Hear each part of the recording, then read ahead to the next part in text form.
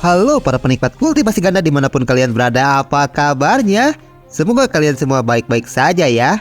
Kali ini kita akan melanjutkan kembali alur cerita manhwa sang murid pengkhianat paling OP episode ke-67 sampai ke-68. Dimana pada episode sebelumnya, Chu Xiu yang mendiskusikan rencana ekspedisi di Gunung Qihuang, dia membicarakannya secara detail dengan Kim Mengdi di Menara Lonceng. Lalu Chu Xiu pun mengajak Kim Mengdi untuk masuk ke dalam istana Dao miliknya untuk mengajari Kim Mengdi teknik rahasia dengan cara berkultivasi ganda dengannya. Setelah itu, tibalah hari ekspedisi dan para kultivator pun mulai berdatangan ke tanah suci Taisu, dimulai dengan Liu Sue, Tian Xing, dan juga Ye Pan turut serta dalam ekspedisi tersebut. Dan Kim Mengdi pun menyuruh Chu Xiu pergi ke aula utama untuk menghadiri rapat dengan para pahlawan dunia persilatan di sana. Bagaimanakah kelanjutan ceritanya? Tanpa banyak berbasa-basi lagi, kita langsung saja menuju ke pembahasannya.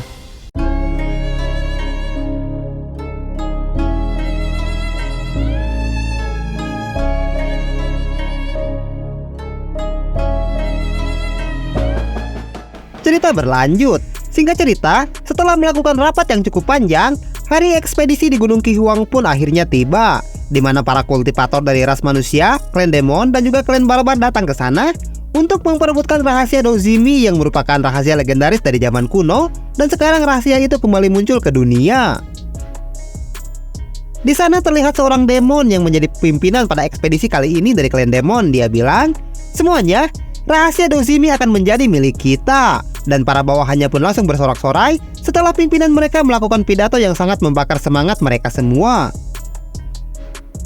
Tentu saja, pidato dari pihak klan demon tidak bisa diterima oleh pihak manusia, dan salah seorang dari mereka langsung menyanggahnya. Dia bilang, "Omong kosong, kalian klan demon terlalu sombong dan banyak bicara. Mana mungkin kami ras manusia akan membiarkan kalian mendapatkan rahasia Dozimi itu?"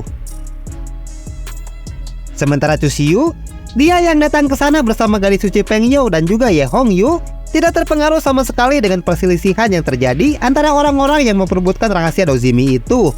Karena Chu Xiu terlihat sedang fokus mengamati fragmen yang dia dapatkan dari keluarga Ouyang di Dongzhou.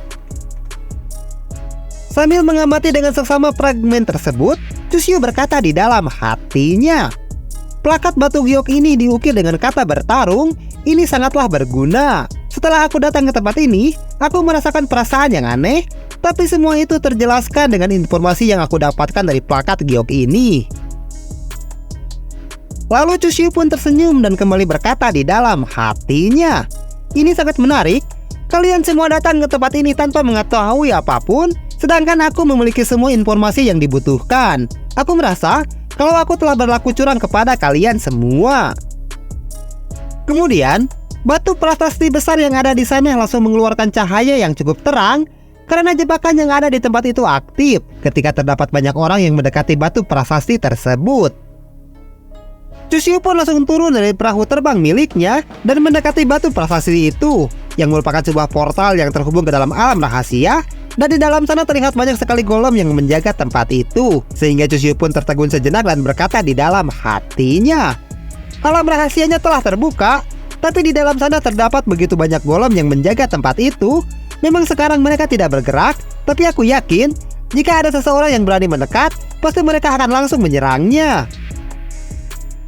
Chu Xiu pun mengamati para golem itu dengan seksama karena jumlah mereka sangatlah banyak, di mana satu golem saja memiliki kekuatan yang setara dengan seorang kultivator tingkat tinggi. Jadi jika ada yang mendekati mereka tanpa persiapan yang matang, itu sama saja dengan mengantarkan nyawanya. Kemudian, salah seorang dari klan barbar datang ke sana untuk mencoba kekuatan para golem itu. Dia bilang, "Minggirlah kalian semua orang lemah, biarkan aku yang akan menghajar mereka lebih dulu." Pihak klan demon pun hanya diam saja setelah melihat tindakan arogan dari salah seorang anggota klan barbar itu. Karena klan barbar dikenal sebagai ras yang hanya mengandalkan kekuatan besar tanpa berpikir panjang terlebih dahulu. Lalu, gadis kucing itu langsung menghantamkan gada besar miliknya dengan kekuatan penuh untuk menghancurkan para golem yang ada di balik alam rahasia. Karena dia merasa kesal setelah melihat Chu Xiu hanya diam saja di depan portal tanpa melakukan apa-apa. Haha, lihatlah kekuatan milikku ini, ucapnya dengan penuh percaya diri. Tapi, tubuh gadis kucing itu langsung terpental setelah dia menghantam portal tersebut, dan sambil menjerit kesakitan, dia bilang, "Ini sangat sulit, Aku tidak menyangka kalau kekuatan milikku bisa dipentalkan dengan mudah oleh portal ini. Tubuh gadis kucing itu terpental beberapa meter ke belakang, yang membuat para demon yang ada di sana terkejut. Mereka bilang, ini mustahil. Bukankah dia berada di ranah Dasengjing? Bahkan seorang kultivator di ranah Dasengjing pun tidak bisa memasuki alam rahasia ini.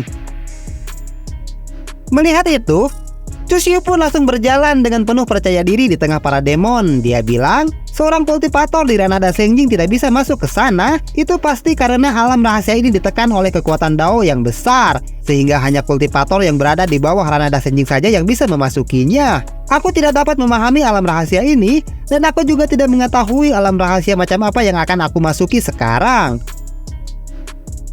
Karena Chusyu berinisiatif untuk masuk ke dalam alam rahasia itu setelah mengetahui syarat dan ketentuannya, Feng Yao dan juga Ye Hongyu pun langsung datang ke sana untuk menemani Chusyu. Dan mereka bertiga pun sudah siap untuk memasuki alam rahasia yang dijaga oleh para golem yang berjumlah sangat banyak itu. Tanpa berpikir panjang, mereka bertiga pun akhirnya memasuki alam rahasia tersebut. Dan di dalam sana terdapat dunia yang tidak terhubung dengan dunia luar, tetapi memiliki tampilan yang sama dengan dunia manusia. Dan terlihat para golem yang berjaga di sana pun belum melakukan pergerakan. Mereka hanya diam saja seperti patung batu biasa.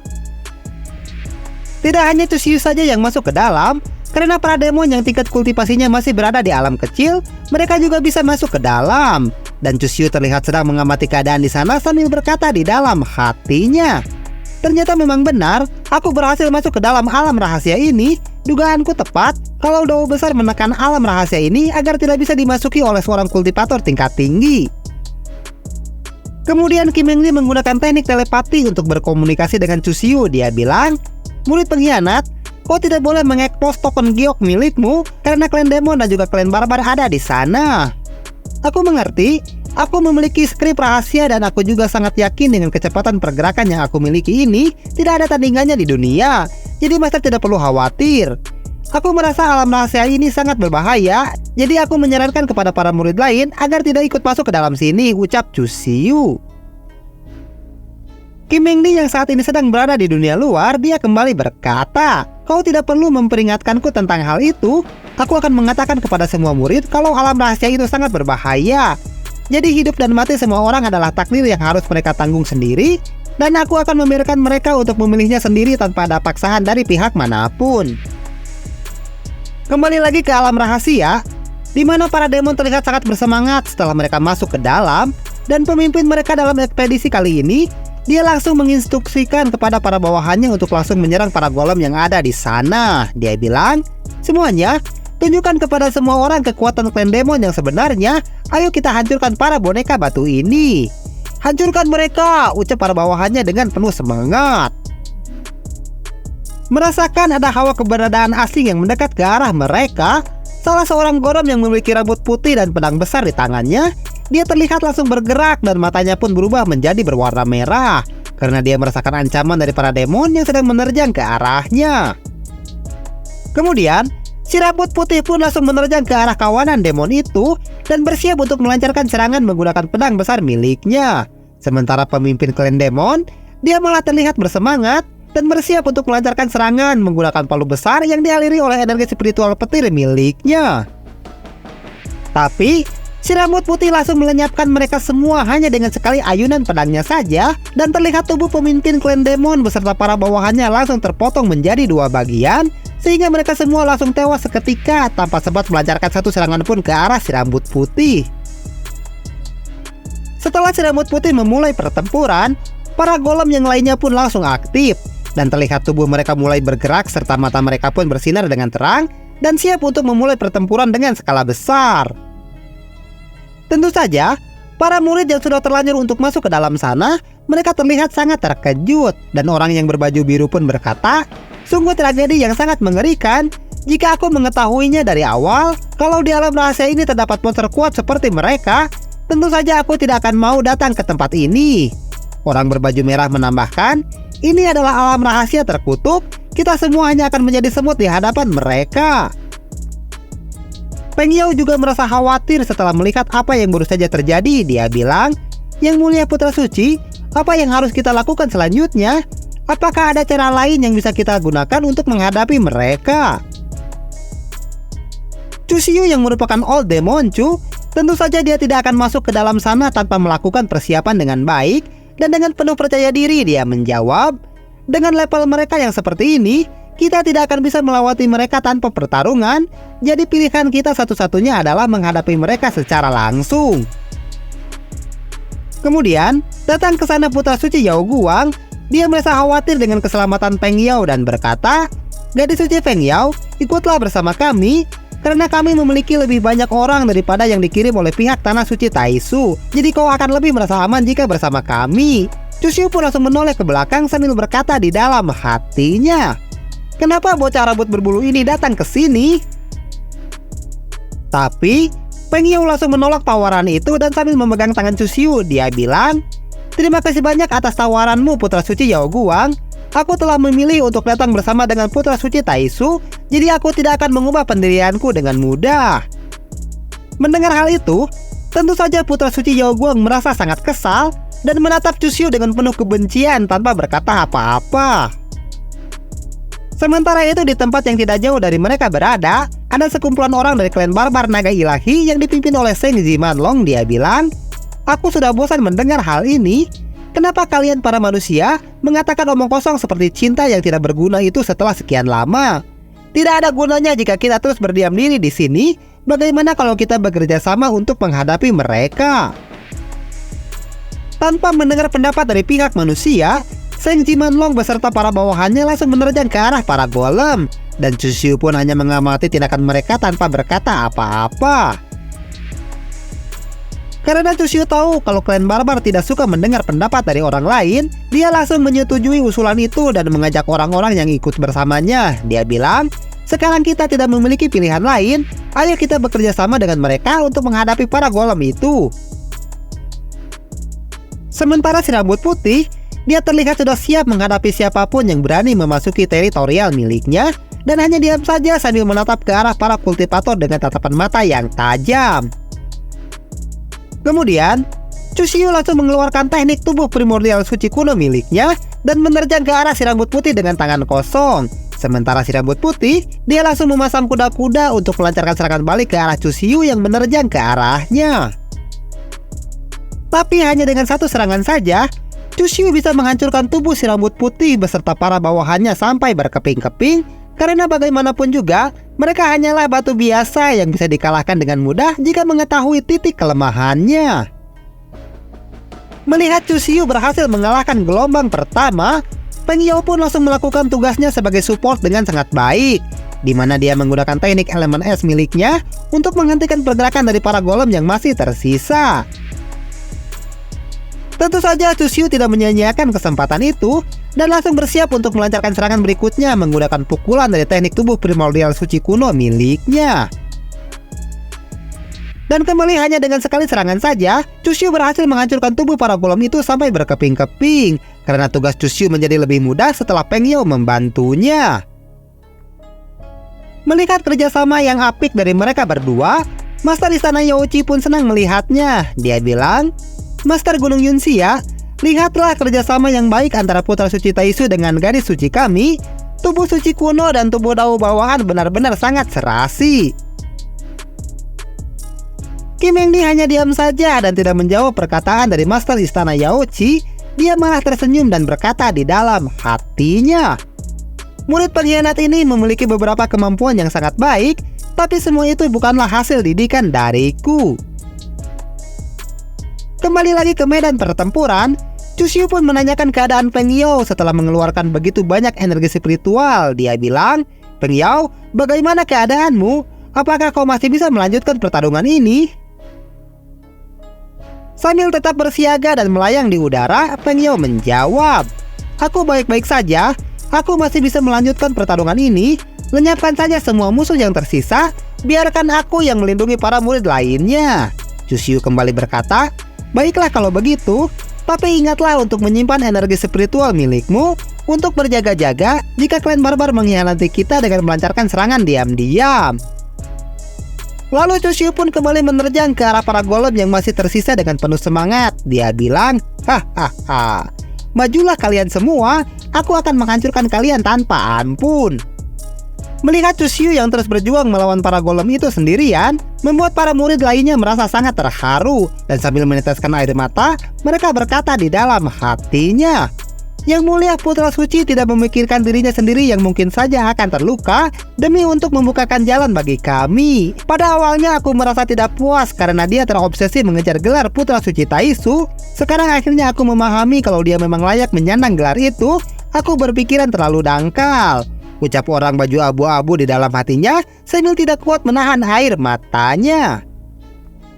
Sementara itu, Chushyu terus menerjang ke arah para golem tanpa henti. Dan dengan tubuh primordial suci kuno miliknya, para golem itu hanyalah sekumpulan batu biasa yang berbentuk manusia, sehingga Chushyu bisa menghancurkan mereka semua dengan sangat mudah. Sementara orang-orang yang berada di dunia luar, mereka terus mengamati kejadian yang sedang terjadi di alam rahasia. Dan pria berkepala botak pun berkata, bukankah Yang Mulia Putra Suci terlalu agresif dalam menyerang mereka? Seharusnya dia lebih menghemat energi miliknya. Temannya menjawab, Yang Mulia Putra Suci memang harus bertindak seperti itu karena dia harus berani dan juga bertanggung jawab. Sedangkan di kerumunan para demon, Qianmian juga datang ke sana dan sedang melakukan penyamaran untuk menutupi identitasnya. Dia memiliki pandangan yang berbeda terhadap Chushyu dan berkata di dalam hatinya, ada yang salah. Chushyu hanyalah seorang anak laki-laki biasa.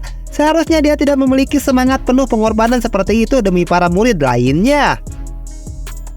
Qianmian pun tersenyum dan kembali berkata di dalam hatinya, ketika nanti ada monster yang menyerangnya secara tiba-tiba, dia pasti akan melakukan kesalahan. Sehingga alasan sebenarnya dia melakukan itu akan aku ketahui. Aku penasaran, apa alasan dia yang sebenarnya? Sementara itu, Chushyu terus-menerus menghancurkan para golem yang menghalangi jalannya. Dia bilang, dasar lemah, apa kalian pikir kalian bisa menghalangi jalan sang Old Demon Chu ini? Jangan bermimpi. Kemudian, setelah beberapa waktu berlalu, Chushyu berhasil mengalahkan para golem dan menumpuknya seperti sebuah gunung di alun-alun alam rahasia. Dan dia langsung mengajak para rekannya untuk bergegas pergi dari sana. Dia bilang, semuanya cepat ikuti aku, kita akan pergi meninggalkan alun-alun ini. Lalu para kultivator dan para murid lainnya pun langsung berlari mengikuti Chushyu. Meskipun di sana masih terdapat beberapa golem yang tersisa, tapi mereka tidak memiliki cukup jumlah untuk menghentikan Chushyu dan yang lainnya. Setelah Chushyu berhasil mengalahkan sebagian besar golem yang ada di alun-alun alam rahasia Gunung Qihuang. Tapi, Ye Hongyu langsung menoleh ke belakang karena dia melihat masih ada yang bertarung dengan para golem yang tersisa. Sehingga Chushyu pun langsung memperingatkannya. Dia bilang, terus berlari ke depan, jangan sampai terpisah dengan para kultivator yang lainnya.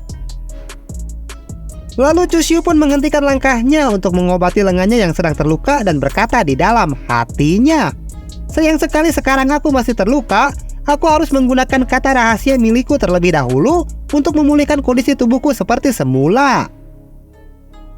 Tak lama kemudian, seorang murid wanita menghampiri Chushyu dan sambil malu-malu dia mengucapkan terima kasih kepadanya. Yang Mulia Putra Suci, terima kasih banyak karena telah menyelamatkanku. Jika tidak ada kau, aku mungkin telah binasa. Mulai sekarang, hidupku ini adalah milikmu. Chushyu yang merasa cukup terkejut karena ada seseorang yang berkata seperti itu kepadanya, tentu saja dia langsung tertegun sejenak.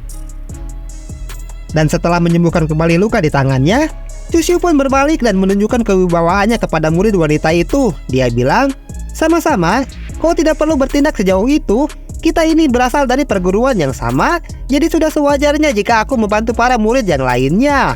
Murid wanita itu pun semakin merasa kagum kepada Chushyu karena Chushyu memiliki sifat yang sangat baik hati, meskipun itu hanya dia lakukan untuk menutupi identitas yang sebenarnya.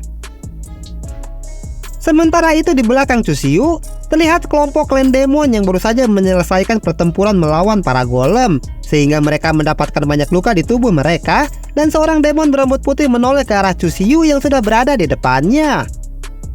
Lalu demon yang berasal dari klan Tian Yao, yaitu Ji Yao, dia langsung tersenyum dengan wajah jahatnya sambil menoreh ke arah Chushyu. Dia bilang, jika ingatanku benar, bukankah Chushyu itu memiliki tubuh suci umat manusia? Lalu berkata di dalam hatinya, jika aku memakan daging tubuh suci umat manusia, semua lukaku akan pulih dengan sangat cepat. Ji Yao beserta para bawahannya pun langsung berjalan ke arah Chushyu. Dia bilang, Chushyu, Aku memutuskan untuk memakan daging tubuh suci milikmu agar semua lukaku pulih. Ini adalah sebuah kehormatan bagimu, jadi kau tidak boleh menolaknya. Chuxiu pun merasa terkejut dengan omong kosong yang dikatakan oleh Ji Yao kepadanya, karena dia merasa heran ada seseorang yang dengan lantang mengatakan ingin memakannya. Lalu Chuxiu yang telah memulihkan luka-luka di tubuhnya, tentu saja dia tidak merasa takut sama sekali dan malah memprovokasi Ji Yao. Dia bilang, "Jadi sekarang kau sudah memutuskan untuk menyerangku, dan bukan hanya itu saja, kau juga mengatakan ingin memakanku. Lucu sekali." Ji Yao menjawab, "Berhentilah mengatakan omong kosong, cepat berlututlah sambil menunggu ajalmu tiba." Mendengar hal itu, Feng Yao pun merasa khawatir. Dia bilang, "Yang mulia putra suci, berhati-hatilah, dia bukanlah orang sembarangan." Chuxiu menjawab, "Kau jangan khawatir, orang sepertinya itu bagaikan seorang anak kecil. Jika berhadapan denganku, aku akan menyelesaikannya dengan cepat." Kemudian, Chuxiu langsung mengaktifkan salah satu teknik rahasia Xingzimi miliknya dan melesat dengan cepat ke arah Ji Yao berada. Dia bilang, "Aku akan mengajarimu bagaimana caranya bersikap jika kau sedang berbicara dengan seseorang yang jauh lebih kuat darimu." Dan dalam waktu yang sekejap saja, Chuxiu sudah berada tepat di atas kepala Ji Yao dan bersiap untuk melancarkan serangan, yang membuat Ji Yao sangat terkejut dan berkata di dalam hatinya, "Apa-apaan ini? Kenapa pergerakannya sangat cepat sekali? Apakah ini adalah kemampuan tubuh suci umat manusia? Ini benar-benar tidak bisa dipercaya." Kemudian, Chuxiu langsung menghantam tubuh Ji Yao dengan sangat telak, sehingga Ji Yao tidak sempat untuk menghindari serangan yang dilancarkan oleh Chuxiu, dan ledakan yang sangat besar pun terjadi di sana. Setelah kepulan asap yang tebal itu perlahan menghilang, Chuxiu langsung menginjak Ji Yao yang terlihat tambah babak belur. Dia bilang, "Beraninya orang lemah sepertimu mengancamku dan ingin memakan dagingku." Ji Yao yang sedang terluka parah itu pun hanya bisa mengucapkan kata-kata yang tidak jelas, sehingga Chuxiu kembali bertanya kepadanya, "Apa yang coba ingin kau katakan kepadaku? Cepat katakan dengan lebih jelas." Tapi sebelum Ji Yao menjawab pertanyaan dari Chuxiu malah menginjak tubuhnya dengan lebih keras, sehingga tanahnya pun menjadi retak. Chuxiu bilang, "Apa kau tidak bisa bicara? Kau hanya mengatakan ah saja dari tadi. Apa yang membuatmu berpikir bisa memakanku, dasar makhluk lemah?" Sementara Ji Yao, dia hanya menjerit kesakitan dengan sangat keras. Lalu Ji Yao pun tidak bergerak lagi dan terlihat cairan hitam yang keluar dari dalam mulutnya, yang membuat para murid dari Tanah Suci Taisu langsung bersorak-sorai untuk kemenangan Chuxiu. Mereka bilang, "Luar biasa, Yang Mulia Putra Suci sangatlah kuat. Dia memang layak menjadi Putra Suci Taisu kita." Sementara para bawahan Ji Yao, tentu saja mereka sangat terkejut setelah melihat pimpinan mereka dikalahkan oleh seorang manusia dengan sangat mudah. Chuxiu pun langsung mengajak Feng Yao untuk pergi dari sana. Dia bilang, "Feng Yao, ayo kita pergi dan abaikan saja mereka. Jika mereka masih berani macam-macam, aku akan melenyapkan mereka semua." Feng Yao menjawab, "Baiklah Yang Mulia Putra Suci." Sementara para murid yang lainnya, tentu saja mereka merasa sangat beruntung karena memiliki orang sekuat Chuxiu di pihak mereka. Setelah Chuxiu dan yang lainnya berjalan pergi meninggalkan tempat itu, para bawahan Ji Yao yang merasa sangat ketakutan pun berkata, "Anak manusia itu sangat mengerikan, kita tidak boleh memprovokasinya." Temannya menjawab, "Kau benar, bos saja bukanlah tandingannya, apalagi kalau hanya kita. Bisa-bisa dia langsung melenyapkan kita semua tanpa sempat untuk berkedip." Sementara itu di tempat lain, pihak klan barbar sudah sampai di depan portal berikutnya, dan Seng Ji Manglong pun berkata, "Semuanya, ayo kita masuk untuk pergi ke tempat berikutnya." Para bawahannya menjawab, "Baik bos, ayo kita cari penguasa di tempat ini." Melihat klan barbar yang langsung masuk ke dalam portal tersebut, Chuxiu pun menyuruh yang lainnya untuk berhenti, karena dia teringat akan sesuatu yang cukup penting tentang apa saja yang ada di alam rahasia Gunung Qihuang. Dan benar saja, tiba-tiba muncul batu yang sangat besar yang menghubungkan tempat itu ke tempat lainnya, dan terlihat batu besar itu berbentuk seperti arena pertandingan dan memiliki warna yang berbeda-beda. Ketiga arena itu menghubungkan ke tempat yang selanjutnya yang dipisahkan oleh jurang yang sangat dalam, sehingga Chuxiu pun teringat akan sesuatu dan berkata di dalam hatinya, "Menurut informasi dari tablet giok milikku, bagian arena yang berwarna hitam ini merupakan tempat yang paling aman." Lalu Chuxiu pun membayangkan kemungkinan makhluk apa saja yang akan muncul di sana dan kembali berkata di dalam hatinya, "Mulai dari arena bagian putihnya, akan muncul berbagai macam bahaya, di antaranya adalah jebakan tersembunyi, monster buas, dan para assassin yang bersembunyi, sehingga jika kita tidak berhati-hati, kami bisa jatuh ke bawah dan semuanya akan berakhir. Chusyu pun melanjutkan perkataannya, yang paling sulit adalah bagian yang terakhir, yaitu arena abu-abu, di mana lawan yang akan muncul di sana akan disesuaikan dengan jumlah orang yang sampai ke tempat itu, sehingga menjadi bagian tersulit dari ketiga arena batu yang menjadi jembatan penghubung ini. Lalu Chusyu pun memperingatkan murid yang lainnya. Dia bilang, jembatan batu besar ini lebih berbahaya daripada alun-alun yang telah kita lewati sebelumnya, jadi kalian semua harus berhati-hati. Feng Yao menambahkan, luangkan waktu sejenak untuk memulihkan semua luka kalian, karena dengan begitu akan memperbesar peluang kalian untuk tetap bertahan hidup jika kondisi tubuh kalian dalam keadaan yang prima. Setelah menyembuhkan luka yang dialami para murid, Chusyu pun melanjutkan perjalanan dengan memimpin mereka dan berkata di dalam hatinya, kenapa para beban ini tidak pulang setelah mengetahui betapa berbahayanya tempat ini? Karena dengan jumlah anggota tim sebanyak ini, akan sulit untuk melewati tempat kedua dalam keadaan hidup. Para murid pun terlihat mulai memasuki arena jembatan hitam untuk memasuki tempat berikutnya, meskipun Chusyu sudah memperingatkan mereka semua kalau di sana akan muncul banyak bahaya yang lebih mengerikan daripada para golem yang ada di alun-alun Gunung Qihuang. Setelah masuk ke sana, Chusyu dan Feng Yao langsung menambah kecepatan agar bisa melewati tempat itu dengan cepat tanpa perlu menghadapi para makhluk yang mungkin akan muncul di sana. Salah seorang murid wanita pun berkata kepada yang lainnya, semuanya berlarilah lebih cepat, jangan sampai kalian tertinggal oleh Yang Mulia Putra Suci. Tapi tiba-tiba saja muncul monster kucing hitam raksasa yang mencoba menerkam salah seorang murid wanita yang tertinggal di belakang, sehingga murid wanita itu pun langsung menjerit dengan sangat keras karena merasa sangat ketakutan. Melihat itu, Chusyu yang sudah berada jauh di depan, dia langsung kembali ke belakang untuk menyelamatkan murid wanita tersebut dan langsung menebas monster kucing raksasa itu menjadi dua bagian, sehingga membuatnya meraung kesakitan dengan sangat keras dan langsung tewas seketika. Tentu saja murid wanita itu langsung berterima kasih kepada Chusyu. Dia bilang, terima kasih banyak Yang Mulia Putra Suci karena telah menyelamatkan nyawaku. Chusyu yang sebenarnya merasa kesal, dia hanya diam saja karena begitu banyak murid yang hanya akan menjadi beban baginya, malah memaksa untuk terus ikut bersamanya. Lalu Chusyu langsung menyuruh murid wanita itu untuk mengejar yang lainnya. Dia bilang, cepat pergi dan susul mereka yang sudah ada di depan, aku akan menolong murid lainnya. Lalu berkata di dalam hatinya, kalau sudah begini, aku terpaksa menolong para beban itu karena para master sedang memperhatikanku dari dunia luar. Tapi, bukannya langsung bergegas untuk menyusul yang lainnya, murid wanita itu malah sempat-sempatnya mengungkapkan kekagumannya terhadap Chusyu. Dia bilang, Yang Mulia Putra Suci sangat baik hati sekali, aku sangat mengaguminya.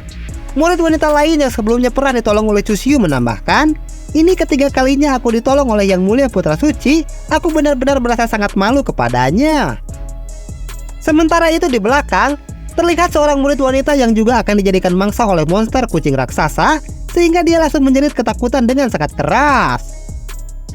Chusyu pun langsung bergegas untuk menyelamatkannya dan berhasil menolong murid wanita itu tepat waktu sebelum terlambat dan menghajar monster kucing raksasa itu dengan sekali pukulan saja yang membuatnya langsung tumbang seketika. Murid wanita itu pun langsung terpana akan pesona Chusyu yang telah menyelamatkannya seperti di film-film. Dia bilang, terima kasih banyak Yang Mulia Putra Suci karena telah menyelamatkan nyawaku. Chusyu hanya diam saja tanpa berkata apa-apa dan menunjukkan kewibawaannya di hadapan murid wanita tersebut. Kim Yangdi yang terus memperhatikan mereka dari dunia luar, tentu saja dia merasa sangat cemburu dan berkata di dalam hatinya, "Cih, murid pengkhianat itu benar-benar tahu bagaimana caranya menjadi seorang pahlawan, karena dia dari tadi hanya menyelamatkan para murid wanita saja. Itu sangatlah menjengkelkan." Tapi sebelum pertempuran kembali dilanjutkan, ceritanya malah bersambung. Waktos nasib, ending yang sangat membuat gregetan sekali ya pemirsa. Oke lah, tepang deh jeng debak di episode selanjutnya. Terima kasih banyak bagi yang telah menonton video ini dari awal sampai akhir. Terus dukung semua channel Jago Ngora agar kami tetap bisa berkarya di masa depan. Maju dan berjayalah terus Jago Ngora Slot Lovers.